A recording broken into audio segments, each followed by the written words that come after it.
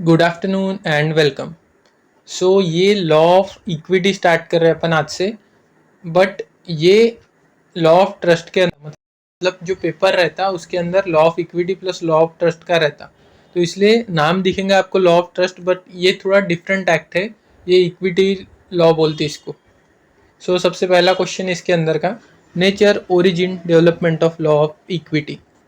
Introduction. The law of equity is a fascinating softener of the law.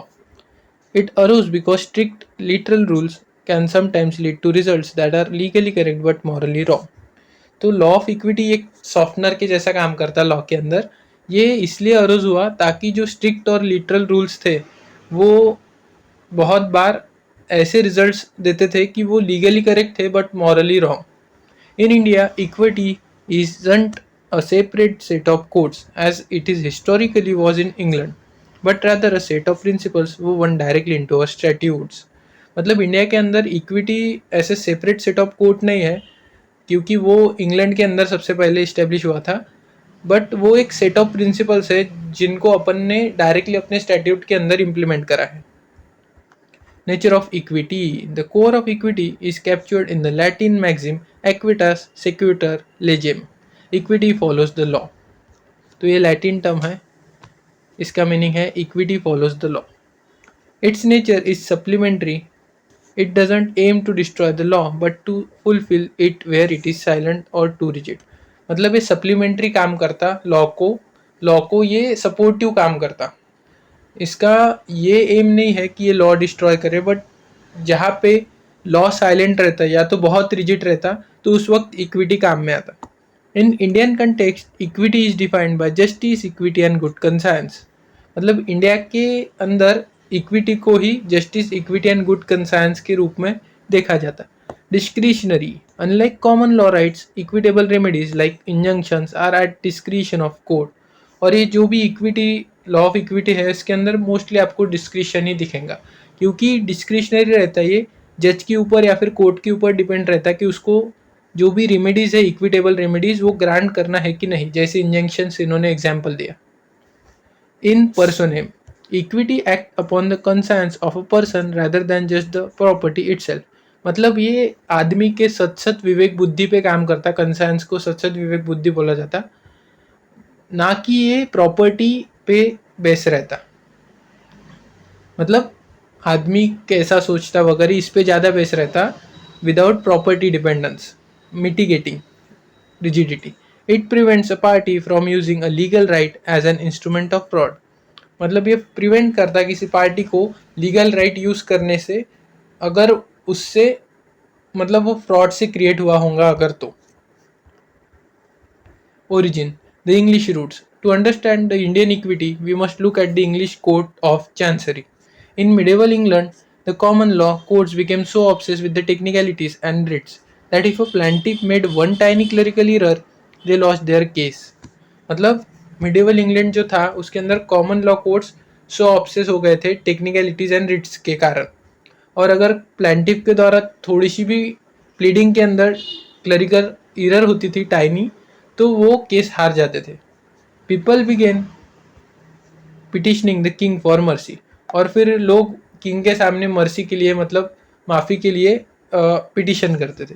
The king delegated this to the lord chancellor, the keeper of the king's conscience. मतलब king फिर इन matters को, इन petitions को डिलीगेट करता था. Lord chancellor बोलते थे उसको. वो कीपर था किंग्स कंसायन का, मतलब किंग की सोच का ऐसा समझ लो. Eventually two parallel systems emerge. Common law courts, courts of equity, provided monetary damages. मतलब कॉमन लॉ कोर्ट्स और कोर्ट ऑफ इक्विटी ऐसे दो अलग अलग सिस्टम बने. तो कॉमन लॉ कोर्ट के अंदर मॉनेटरी डैमेजेस दिए जाते थे और कोर्ट्स ऑफ इक्विटी के अंदर स्पेसिफिक परफॉर्मेंस हो गया या फिर इंजंक्शंस वगैरह हो गया वो प्रोवाइड किए जाते थे. इन 1873 the Judicature Act fused these two systems in England, a model that heavily influenced the British administration of law in India. मतलब 1873 में एक एक्ट आया जिसने इन दोनों सिस्टम को फ्यूज कर दिया इंग्लैंड के अंदर, और वो एक मॉडल बना जिससे British administration of law in India heavily influence हो गया. Development in India. The development of equity in India followed a unique path. We never had a separate equity courts. Instead, equity was imported and then codified. मतलब India के अंदर जो equity है वो separate court की तरह नहीं था कभी भी, बट वो एक इम्पोर्टेड था, मतलब ब्रिटिश लॉ से अपन ने लिया था और फिर उसको कोडिफाइड किया गया। Pre codification, the British Raj. The charters of high courts, like Charter of 1862, directed judges to act according to justice, equity and good conscience. मतलब जो चार्टर ऑफ हाई कोर्ट था 1862 का, उसने जजेस को ये डायरेक्शन दिया कि आप अगर ऐसी कोई केसेस आए जिसमें बहुत रिजिड हो रहे हो या उसके लिए कोई लॉ नहीं है, देन उस कंडीशन में आप जस्टिस, इक्विटी, गुड कंसाइंस का इस्तेमाल कर सकते। This allowed British judges to import English equitable principles into the Indian landscape. So इस वजह से जो ब्रिटिश जजेस थे उनको फिर अलाउ किया गया कि आप इंपोर्ट कर सकते जो भी ब्रिटेन के अंदर इंग्लिश इक्विटेबल प्रिंसिपल्स थे इंडिया के अंदर। तो सिंपल है, प्री कोडिफिकेशन मतलब ब्रिटिश राज के टाइम की बात है। 1862 का जब चार्टर पास हुआ तो उसके अंदर जजेस को ये डायरेक्शन दी गई कि ऐसा अगर कोई केस आता है जिसके अंदर स्पेसिफिक इंडियन लॉ नहीं है या फिर कोई लोकल कस्टम्स वगैरह नहीं है, तो उस कंडीशन में आप फिर डिसीजन दे सकते justice, equity and good conscience के बेसिस पे। दिस अलाउड जजेस, मतलब इसकी वजह से ये मिल गया जजेस को, लोगों को जो कि ब्रिटिश थे इंडिया के अंदर उस टाइम पे, ब्रिटिश जजेस थे, उन्होंने फिर इंपोर्ट करा जो भी इंग्लिश इक्विटेबल प्रिंसिपल्स थे इंडिया के लॉ के अंदर। Process of codification. Unlike England where equity remains largely based on judicial precedents, India chose to turn these principles into statutory law. Most of what we call equity is now found in specific act. मतलब India के जैसे England के जैसा नहीं करते हुए India ने क्या करा, इक्विटी को एक्ट के अंदर या फिर स्टैट्यूटरी लॉ बना दिया। क्योंकि इंग्लैंड के अंदर कैसा था, इक्विटी जो था मतलब डिस्क्रिशन जो था जजेस का, वो जुडिशियल प्रेसिडेंट पे ज़्यादा बेस्ड था। मतलब पहले जज ने ऐसा डिसीजन दिया था इस केस के अंदर, तो फिर दूसरा जज डायरेक्टली बिना अपना दिमाग यूज़ करे उसी जुडिशियल प्रेसिडेंट को फॉलो करके सेम डिसीजन दे देता था। बट इंडिया ने ऐसा नहीं करा, इंडिया ने इन प्रिंसिपल्स को स्टैट्यूटरी लॉ में इम्प्लीमेंट कर दिया। सो अपन देखते कौन से एक्ट है और इक्विटेबल प्रिंसिपल इनकॉर्पोरेटेड उनके अंदर का।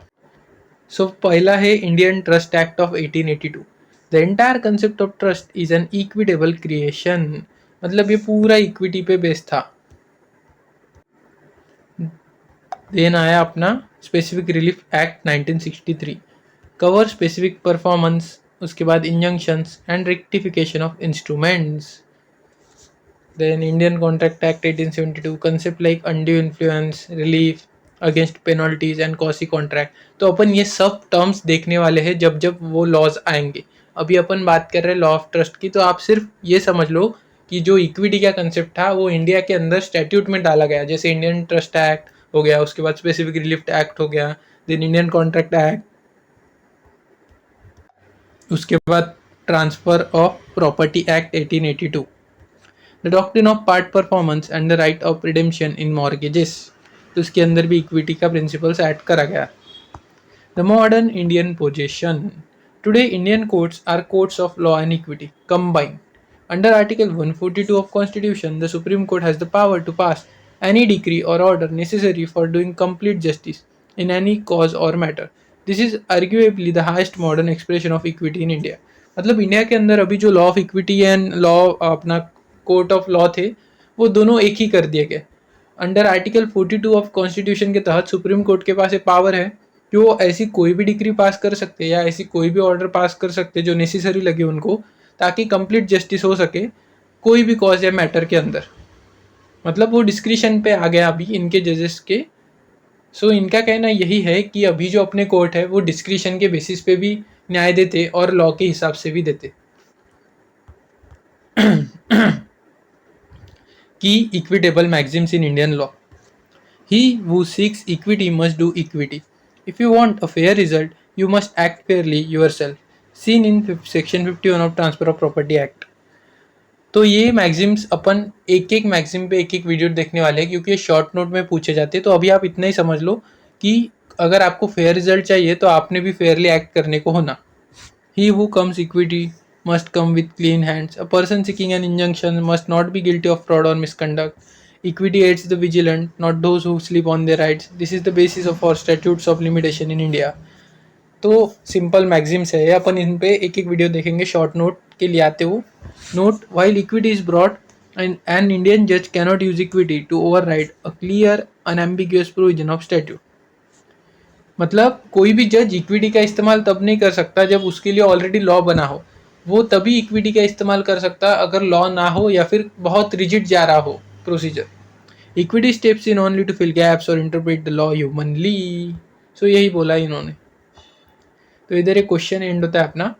तो सिंपल है, अगर ये क्वेश्चन आए तो आपको क्या क्या लिखना है मैं एक बार बता देता। सबसे पहले नेचर में क्या आएगा कि ये सप्लीमेंट्री है, इसके अंदर justice, equity and good conscience के बारे में डिफाइन करा गया और डिस्क्रिशनरी रहता।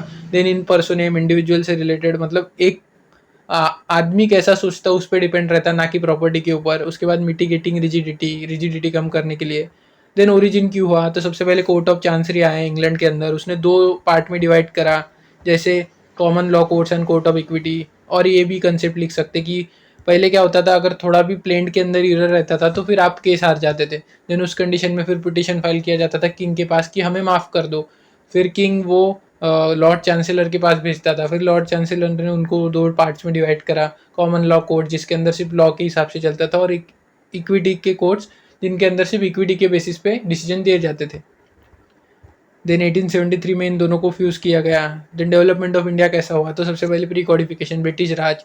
जब 1862 का चार्टर आया उसके अंदर जजेस को ये डायरेक्शन दी गई कि आप justice, equity and good conscience use कर सकते हैं, और ये अलाउ किया गया कि आप इंपोर्ट कर सकते हैं इंग्लिश इक्विटेबल प्रिंसिपल इंडिया के अंदर।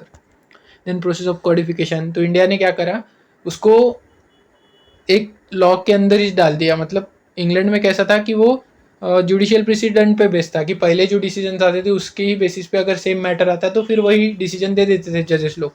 बट इंडिया ने उसको लॉ के अंदर अंदर डाला। तो कौन से स्टैट्यूट में डाला, Indian trust act, then specific relief act, Indian contract act, transfer of property act.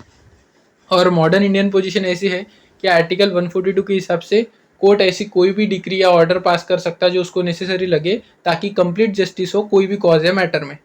Then की इक्विटेबल मैक्सिम्स अपन इन पे देखने वाले आगे, जैसे ही who seeks equity must do equity, who comes with he who comes to equity must come with clean hands, equity aids the vigilant not those who sleep on their rights, और ये notes वगैरह बस। Thanks for watching the video.